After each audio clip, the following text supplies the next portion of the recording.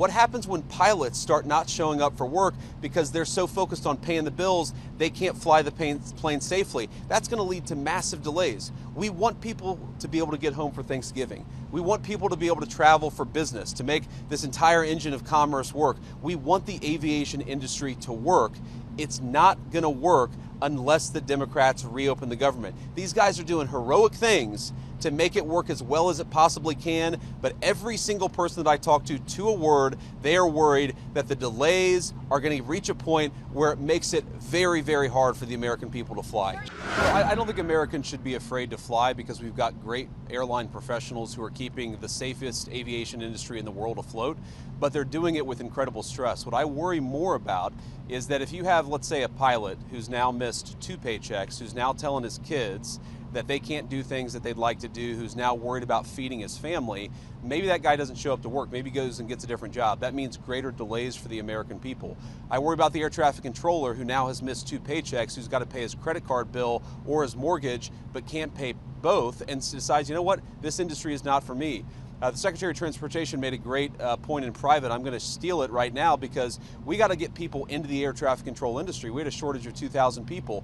How many of those people look to the future, see that congressional Democrats can't get their act together and say, you know what, we're not going to join air traffic controlling at all, which is going to further extend the delays. I think that we have a safe system because these guys are doing heroic things in the midst of this terrible shutdown, but why do we ask them to do so much without getting paid? Why don't we pay them so that they can be happy, they can do the best job they can do, and they're not worried about feeding their families while they're doing a very important job for all of us? Mr. Yeah. Could you let us know your understanding of the President's comments that he wants to resume nuclear testing after more than 30 years? Does he mean the warheads themselves, the distribution, the missiles, and so forth? What's your understanding of his intention? Well, look, I'll answer that very briefly, but I really do want to focus on the shutdown that is affecting the American people. I think the president's truth speaks for itself. We have a big arsenal, obviously. The Russians have a large nuclear arsenal. The Chinese have a large nuclear arsenal. Sometimes you've got to test it to make sure that it's functioning and working properly. We've been working very closely, even with nations that we don't have the best relations with, to try to limit nuclear proliferation. The president's going to keep on working on that, but it's an important part of American national security to make sure that this nuclear arsenal we have actually functions properly, and that's part of a testing regime. To be clear, we know that it does work properly, but you got to keep on top of it over time, and the president just wants to make sure that we do that. Yeah.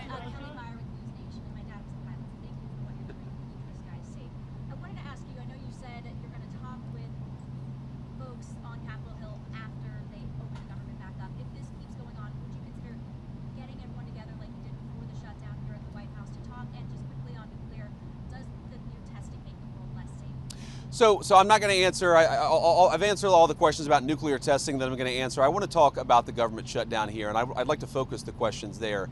But to your point, look, I've never said we're not going to talk to congressional Democrats until they reopen the government. What I've said is we are not going to give in on policy demands under the threat of hostage taking. I mean, if any moderate Democrat or any Democrat period from the United States Senate wants to come over, they're welcome to walk into these doors in an hour. I'm happy to talk to them about how to end the government shutdown, but it's actually very simple because there's a clean CR, as you heard from everybody, that would reopen the government. What we're also saying is that we're not going to allow anybody, Democrat or Republican, to effectively threaten any policy demand and to place that upon reopening the government. You don't reward hostage taking. If Democrats want to talk about healthcare policy, let's talk about healthcare policy. If they want to talk about tax policy, let's talk about tax policy. They don't get to come in here and say, you give us everything we want, or we're going to shut down the government and not pay our pilots and not pay our air traffic controllers. It's ridiculous, disgraceful, irresponsible behavior. There have got to be 5 more moderate Democrats in this entire city who are willing to work with us to reopen the government. Mr. Vice President, on the issue of the shutdown, there is the concern about 42 million people losing their SNAP benefits. Of course. Over this weekend.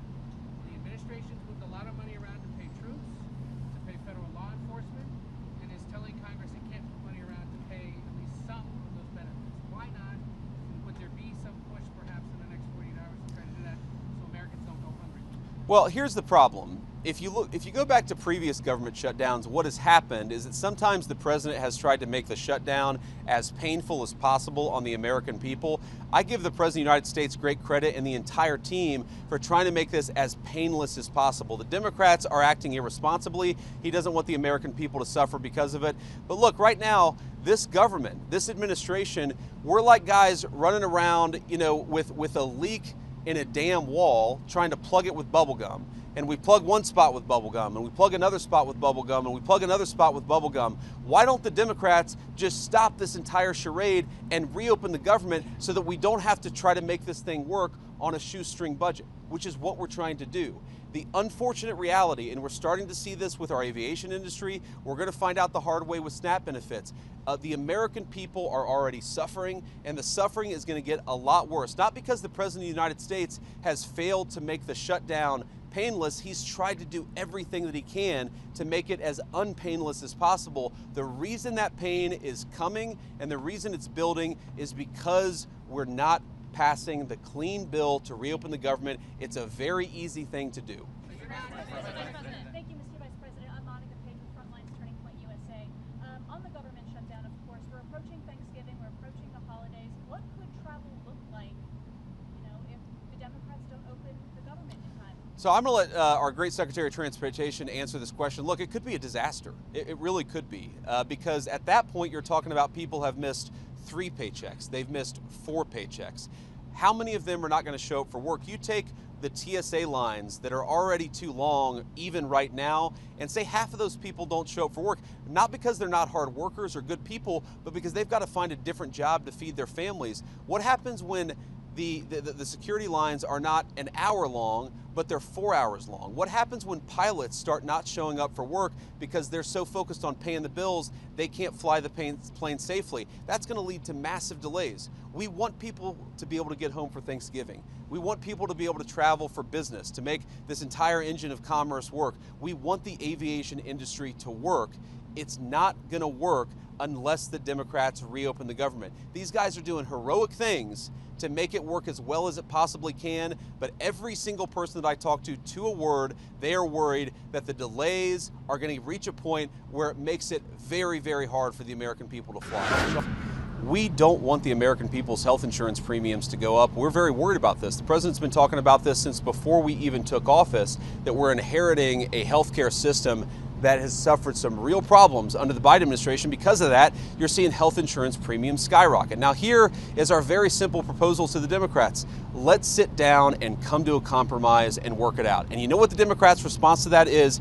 Give us everything we want, or we're going to shut down the government and keep it shut down. That is not reasonable behavior. That's not how you do compromise in this town. That is the way that the Democrats have operated. They are trying to take a hostage, and we can't reward that behavior. If we do that, if we say, yes, of course, we'll give you everything that you want if you reopen the government, you know what's going to happen? In 3 months, they're going to come back to the administration and they're again going to say, we're going to shut down the aviation industry. We're going to deny people SNAP benefits unless you give us exactly what you want. That's how a child behaves. That is not how a responsible governing party behaves in the United States of America. And let me make one final point, and then we'll cut out of this press conference. Look, I've been a little bit unfair, and I want to correct this, because when I say the Democrats have shut down the government, it's actually the far left side of the Democratic Party, because to their great credit, 3 moderate Democrats joined 52 Senate Republicans to vote to reopen the government. We need 5 more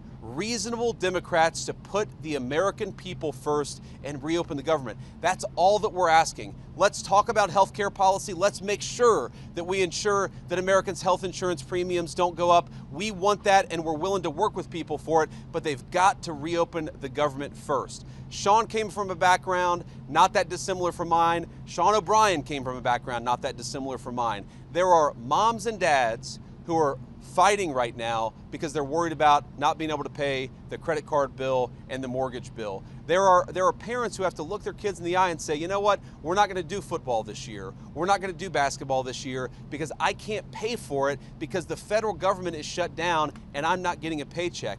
Do we want those people who keep the aviation system running to not be able to feed their families, to not be able to pay for some of the things that make life worth living? The answer to that question is absolutely. We want them to be able to afford a good life. The only way for that to happen is to reopen the government. It'll be good for those who fly. It'll be good for those who work in the aviation industry. It'll be good for the whole country. Just do the common sense thing, Democrats. Reopen the government. We need 5 Senate Democrats to join us. I hope that they will. Thank you, guys.